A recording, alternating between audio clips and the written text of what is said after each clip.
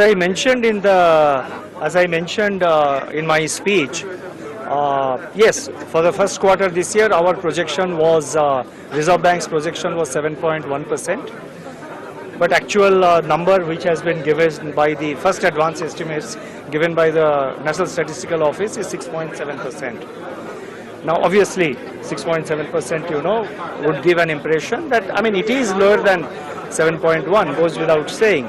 But if you look at the components of the GDP, the main drivers of the GDP growth, whether it is consumption or it is investment, or from the supply side it is manufacturing, services growth, construction sector growth, I think all the sectors, the growth is 7% plus in the first quarter. Two aspects which have slightly pulled it down. One is government expenditure, which is both central government and state government expenditure, perhaps due to the election season between April and June and the operation of the model code of conduct of the election commission. Government expenditure was lower in the first quarter, and when I say government expenditure, it is both central and state government expenditures. But going forward, we would expect the government expenditures, that is both state and central government expenditures, to pick up and provide the required support to growth. The other thing which was slightly lower was agriculture, which grew I think at about 2% or so.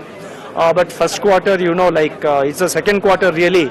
Second quarter onwards, from July onwards, the monsoon has been very good, and now it has spread almost to all areas of the country, excepting say a few areas. So monsoon is good, looking good, and the agriculture crop sowing is looking very optimistic, and looking very positive.